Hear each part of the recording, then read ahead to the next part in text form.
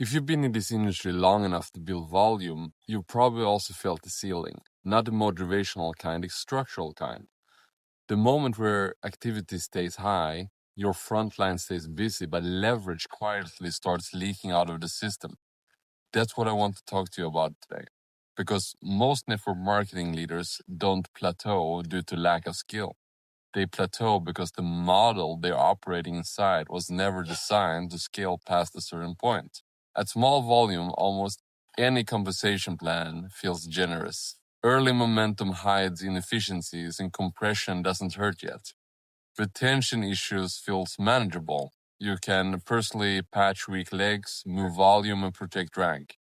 But scale is unforgiving. Scale exposes everything. And that's where most leaders confuse activity with ownership.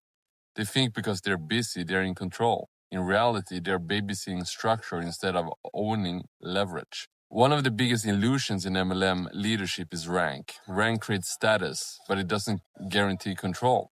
Control comes from depth that holds under pressure.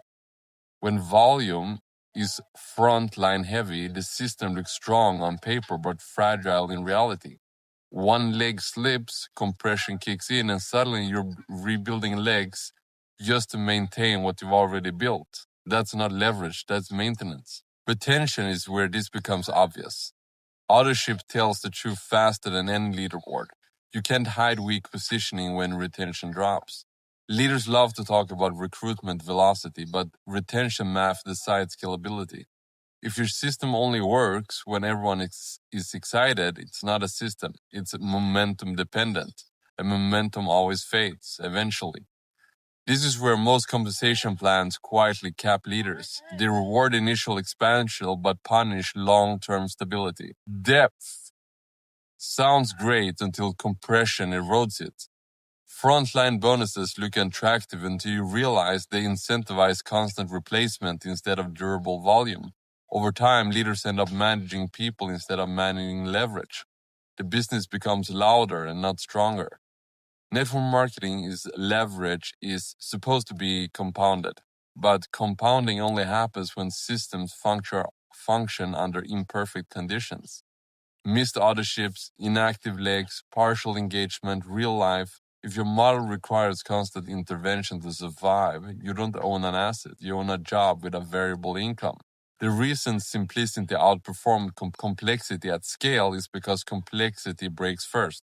Complex plans create confusion, confusion kills duplication, and broken duplication forces leaders to step back in. That's where leverage dies. Every time you personally stabilize a leg, you trade a future scale for short-term volume. It feels responsible, it feels like leadership, but structurally, it's a leak.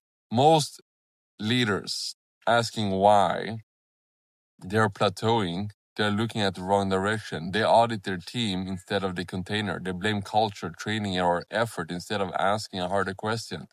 Does this model reward stability, or does it require constant rebuilding to survive? Because rebuilding legs is not growth, it's replacement. And at higher levels, leadership becomes less about motivation and more about positioning. Where does volume settle naturally when you stop pushing? What happens when excitement fades? What remains when effort normalizes? Systems reveal truth when momentum fades, and most leaders don't like what they see. This is why serious operators eventually stop chasing rank and start evaluating scalability. They care less about titles and more about whether retention protects volume without intervention. They look at compression rules, depth incentives, and how autoships behave over time. They understand that effort is finite, but leverage should not be. I'm not here to tell you what to choose. Leaders don't need that. But if you're questioning why your activity keeps increasing while your control doesn't, you're not alone. The tension is usually the first sign that your current model has reached its structural limit. And experienced operators know something else. When the questions change, it's usually time to look at the container, not work harder inside of it. If you're evaluating better leverage, the link is there. Serious operators know when to look.